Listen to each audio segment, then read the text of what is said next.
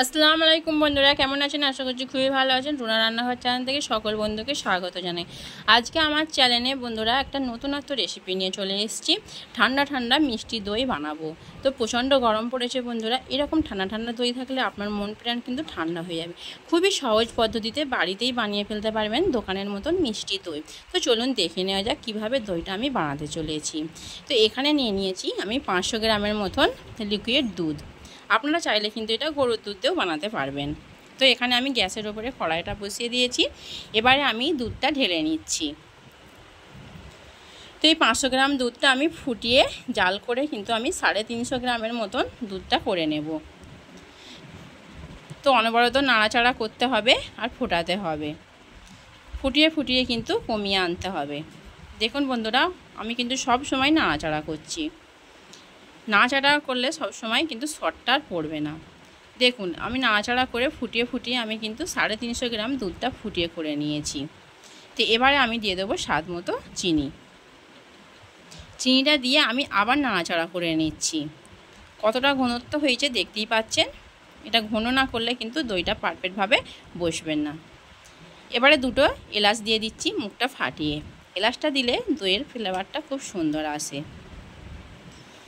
আর এই প্রচণ্ড গরমে আপনি কিন্তু এই দইটা বানিয়ে ফ্রিজে রাখতে পারেন। কোনো মেহমান এলে ঝটপট তাকে কিন্তু দিয়ে দিতে পারেন। আপনারাও কিন্তু বাড়িতে সকলে মিলে এক বাটি করে খেলে কিন্তু মনটা খুবই ভালো লাগবে।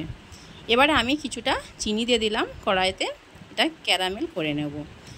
চিনিটা কিন্তু সঙ্গে সঙ্গে দিয়ে নাড়তে যাবেন না, একটু রঙটা আসলে তাহলে নাড়াচাড়াটা করে নেবেন। দেখতেই পাচ্ছেন আমি ক্যারামেলটা করে নিয়েছি চিনির। আমি কিন্তু এটা হালকাভাবে ক্যারামেলটা করেছি, যেহেতু আমি হালকা করে রঙটা করব। আপনারা চাইলে কিন্তু এটা সাদা দইও করতে পারেন।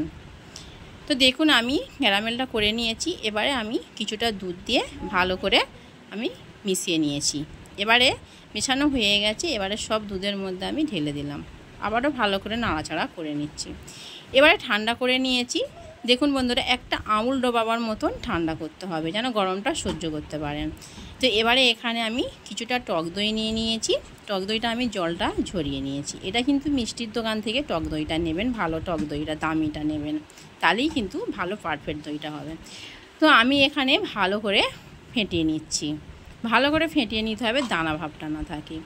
এবারে আমি কিছু কিছু দুধটা দিয়ে ভালো করে আবার আমি ভালো করে ফেটে নেব। তো এবারে আমি সবটুকুন দুধ দিয়ে দেব, দিয়ে আমি ভালো করে ফেটে নেব। 10 থেকে 15 মিনিট আমি ফেটিয়ে ভালো করে আরও ঘন করে নেব। দেখতেই পাচ্ছেন ফেনা ফেনা ভাব এসছে, তাহলেই ভাববেন এটা পারফেক্ট হয়েছে। তো এখানে আমি নিয়ে নিয়েছি একটা নতুন হাঁড়ি।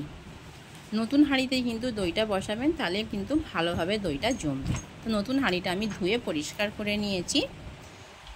এবারে আমি কিন্তু একটু টক দই রেখে দিয়েছিলাম, হাঁড়ির মধ্যে মাখিয়ে নিচ্ছি। যেহেতু নতুন হাঁড়ি সেজন্য একটু অল্প করে মাখিয়ে নিলে দইটা ভালো করে জমে যাবে। তো হাত দিয়ে আমি ভালো করে ভিতরটা মাখিয়ে নিচ্ছি। দেখুন মাখানো হয়ে গেছে। এবারে আমি এখানে যে দুধটা গুলে রেখেছিলাম সেটা কিন্তু আমি ঢেলে দিচ্ছি। আর দেখতেই পাচ্ছেন কতটা আমি ঘনত্ব করেছি। এরকম ঘনটাই রাখবেন, তাহলে কিন্তু আপনার দই পারফেক্ট জমবে আর প্রথমবারই কিন্তু আপনি সাকসেসফুল হবেন। তো এবারে আমি একটা সাদা পেপার দিয়ে ভালো করে এঁটে গাটারের সাহায্যে দিয়ে পুরো মুখটা এঁটে দিচ্ছি, যাতে না ভিতরের বাষ্পটা বাইরে বেরোতে পারে। তো এখানে আমি নিয়ে নিয়েছি কম্বল। যেহেতু এটা গরমে জমবে, তাহলে গরমেই ভালো করে রাখতে হবে। তো কম্বল নিয়ে ভালো করে ভিতরটা দিয়ে আমি চাপা দিয়ে মুড়ে আমি দোতলার ঘরে রেখে দিচ্ছি। দোতলার ঘর এমনিতেই ওই গরমে গরম থাকে, তো এখানেই আমি সারা রাত রেখে দেবো। তারপরে সকালবেলায় এসে খুলবো। দেখুন সকাল হয়ে গেছে, এসে আমি খুলছি। তো খুলেই দেখি কীরকম দইটা হয়েছে। তো এখানে খুলে নিচ্ছি আমি।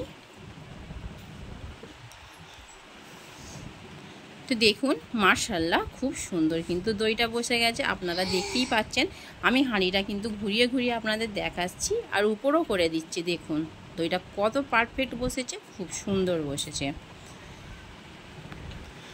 তো আমি এই প্রথমবার দইটা বানালাম, তো সাকসেসফুল হয়েছি। আপনারা কিন্তু সাকসেসফুল হবেন যদি আমার এই ভিডিওটা টিপস বাই টিপস দেখেন। কিন্তু পুরো ভিডিওটা দেখতে হবে, স্কিপ করলে কিন্তু কিছুই বুঝতে পারবেন না বন্ধুরা। তো এখানে আমি দইটা কেটে দেখাচ্ছি চামচের সাহায্যে। দেখুন ভিতরটা কতটা সুন্দর হয়েছে, একদম কিন্তু জল নেই, পুরো পারফেক্টভাবে বসে গেছে। তো আমি প্লেটের মধ্যে তৈরি করে নিচ্ছি। বন্ধুরা দইয়ের রেসিপিটা কেমন লেগেছে অবশ্যই কিন্তু আমাকে কমেন্টে জানাবে। আর এই প্রচণ্ড গরমে কিন্তু আপনারা কিন্তু একবার অত্যন্ত ট্রাই করে দেখবেন, আশা করছি কিন্তু খুবই ভালো লাগবে।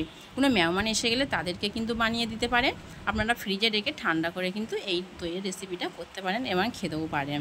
তো ভিডিওটা ভালো লেগে থাকলে অবশ্যই কিন্তু চ্যানেলটিকে সাবস্ক্রাইব করবেন। তো দইটা খেয়ে দেখলাম খুব সুন্দর, যে দোকানের থেকেও সুন্দর হয়েছে বন্ধুরা।